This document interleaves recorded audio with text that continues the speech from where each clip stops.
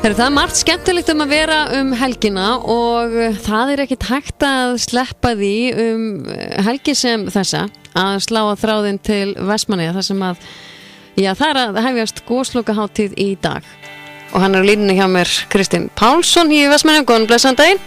Já, sælvertu, gaman að vera hjá þér. Já, sömuleiðis gaman að heyra í þér. Það er náttúrulega, þetta er smáilega kannski segja svona önnur stærsta helgi ársins eða sumarsins hjá ykkur, þráttur kannski öll fótboltamót og annað slíkt sem er í gangi í Vestmannaeyjum. Já, það er satt. Við lítum svolítið á það þannig. Ykkar eyjahátíð svona? Já, þetta er svona það sem við gerum aðalega fyrir svona heimamenn og þá sem að kalla sig eyjamenn í hjarta en hafa kannski flust annað. Og höfum haft svona kjörorðið eiginlega sem mannamót og vonumst svolítið til þess að fólk hittist á ný eða komi hingað og hitti okkur eyjamenn þó svo að það hafi kannski ekki rætur en auðvitað er þetta rosalega mikið eyjatengt sko. Já, eðlilega. En hátíðin er að hefjast í dag. Já, hún hefst svona 5. degi. Já, og ég var svona aðeins að reyna að kíkja yfir þetta er alveg heljarna dagskrá. Já, dagskráin hjá okkur er alveg stútfull. Hún er stútfull af mjög fjölbreyttum viðburðum, bæði menningarlegum og svo tónlistarviðburðir og mikið fyrir fjölskyldur og börn sérstaklega. Og hún er bara verður erfiðara ár frá ári að komin í prent því að hún er orðin svo þykk og mikil. Já.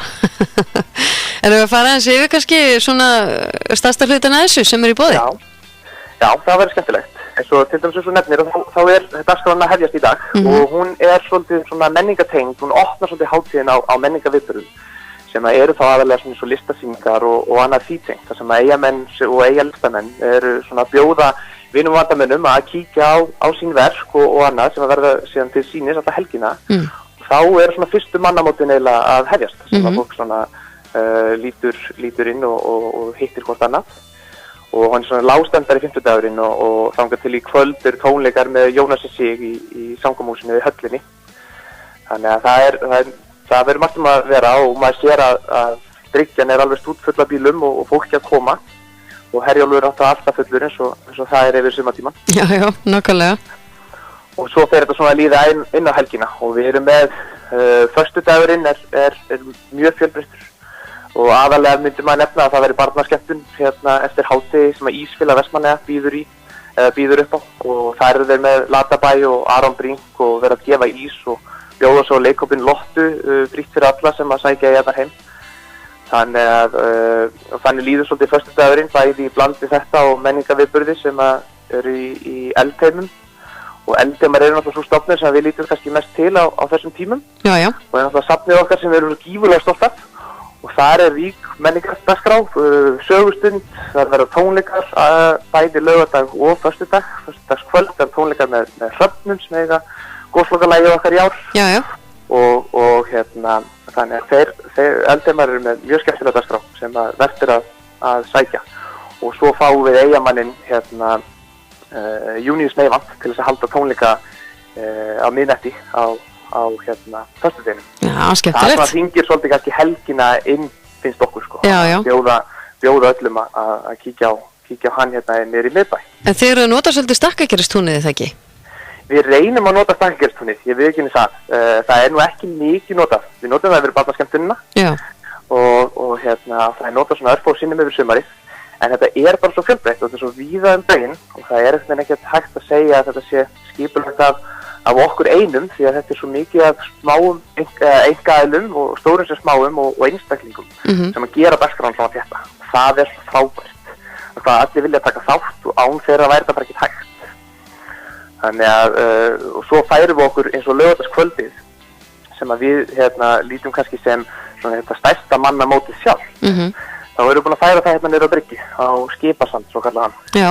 Við erum með stórt útisvig og nokkra krær þar sem eru tónlistaratriði, hefjum kvöldið á þar sem er Daði Freyr, hinn vinsæli sem kom nú fram í Eurovision í vor, og svo Matti Matt og Eyþór Ingi hefja fjörið, draga svolítið fólki niður og svo taka eyjahljómsveitir við og að spila frameftir og þetta er alveg ótrúlega skemmtilegt kvöld og mér veist alveg jafnast á við margt annað í þessari tónlistarflóru eða tónlistarhátíðum á Íslandi því að þetta er bara svo einstök stemming og eftir það með öllum aldurshópum og það er tónlist sem að passar öllum og bæði í nútímalegum og sveitaballastíl og þetta bara svona það sem að við svona leggjum svolítið upp úr og kannski svona eldri hlutinn sækir í og þess vegna pössum við líka að vera með barnaskemmtun og líka dagskrá, sundlaugapartí og lopapeysu-fjör með Ingo Viðugu á föstudeginum.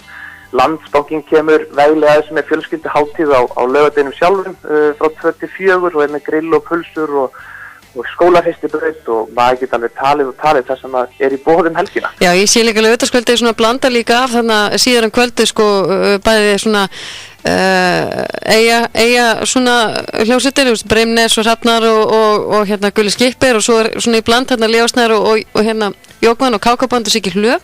Já, það nokkri sem hafa komið með Kákabandi og Siggi Hlöf hafa komið í nokkur ár og bara alveg það falli alveg fyrir þessu og þessari stemmingu og Leosnær nú eigamaður og dregur Jókvan með sér sem hann þekki vel og hann mun örugglega vera bitinn af flugunni þannig að þetta, því svo sér þá vex þetta bara og það alltaf að stækka dálkarnir af tónlistarverðurinn sem að taka þátt með okkur og spila en það náttúrulega mikill fjöldi sem við reiknum með sko og þá þarf að hýsa það í króm og útisviði sem að við höldum svona á svæðinu. Já, nákvæmlega. Svo hérna messa hérna í Landakirkju á sunnudeginum.